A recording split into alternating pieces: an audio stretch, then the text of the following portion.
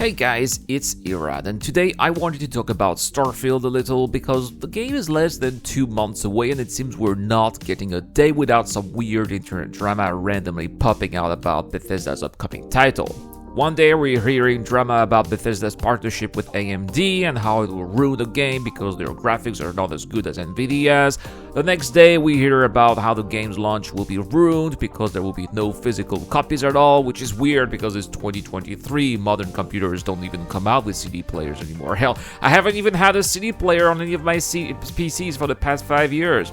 And given the requirements of the game, if you do not have a modern PC, you probably won't have a great experience anyway. And even yesterday, I was reading an article about how bad the solo campaign is going to be because it will be 30 to 40 hours long, which is ridiculous because that's the normal length of a typical Bethesda game, and that length is only for the main storyline, which does not include the many side quests and activities that will be available in the game.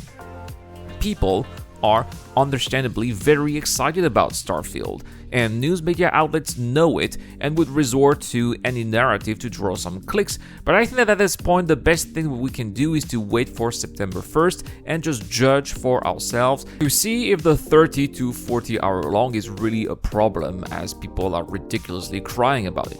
Now, first, I can't imagine that Bethesda's AMD partnership is going to ruin how the game looks.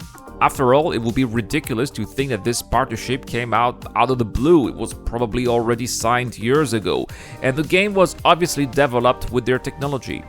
In the end, that partnership is nothing but a commercial deal meant to entice people to buy AMD components, but it doesn't mean that if you are equipped with Nvidia GPUs, you will not have great graphics. Of course you will, because their rendering tech is compatible with Nvidia's graphic cards, of course. The main source of complaint I read was that Nvidia's tech is superior and that if Bethesda had partnered with Nvidia, then the graphics would have looked better. And for that reason, this partnership with AMD is anti-consumerism, and I think that this is just ridiculous. First, the images we saw in all of the promotional material looks fantastic, and I read every now and then that maybe those videos had been altered to make the game look prettier than it really is, but when you look at footage playing in the background of interviews, it still looks the same, so I don't think that it's going to be the case. And sure, if you don't have a top-of-the-line PC, you will not run the game in Ultra, and it will not look that beautiful, but that is actually the same for every other game, so that's why this concern is not valid in my eyes. Next, let's address the drama around the supposedly lack of physical copies. Look, this game is going to require a whopping 125 gigabyte of download that would first require a lot of CDs to install, and the installation process would definitely be very tedious. And next, nowadays, the huge majority of internet connections are capable of handling such large downloads, even if you do not have optic fiber internet. And if you don't, of course, downloading the game will take a long time, but that is why pre-downloads exist. Game publishers give players the ability to pre-download the game several days in advance so that when it finally comes out, even people with slower internet speeds will be able to play it. So it really here is not a concern. I really don't understand why people are worried about that. Now, next, I also hear that if you don't have a physical copy of the game, you don't really own the game, you own the right to play the game. Look, we're in 2023. This is not how being a gamer works anymore. Besides, if we're being honest, how many physical game copies do we have in our homes collecting dust on the shelf because we're never using them? As I said, I don't even have a CD player anymore on my PCs, and I haven't had one for the past 5 years. But even if I still had, it still wouldn't have mattered because I don't play these older games anymore that are on CD.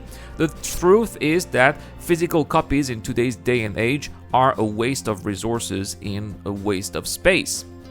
Last, let's talk about the supposed length of the main scenario, which is rumored to be 30 to 40 hours long, and that is only if that's the main focus, of course. Actually, as far as I'm concerned, I think that's pretty long already.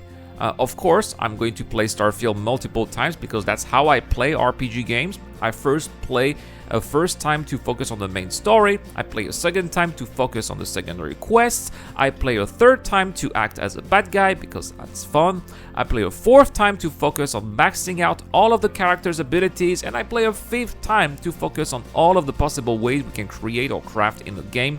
And by the time I finish that fifth run, it's usually 2 or 3 years since release, and I'm a little bored, so I move on, and guess what? There are plenty of people like this too.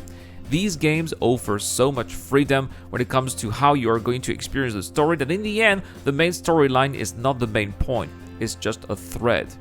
So, there you have it, why you shouldn't pay attention to any of the drama that you're reading or watching on the internet about Starfield, and I think that's only made for the clicks.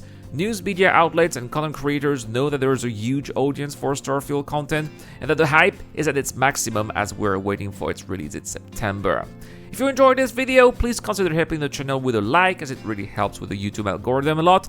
And if you want to see more Starfield content, please consider subscribing for more Starfield content. I've been Irad. This video was brought to you by Deplorable Infidels, Zero Crusher, and Dr. Frobin, and all of the Patreon and YouTube members who help this channel out each month. Thank you so much for watching. I will see you guys in the next one.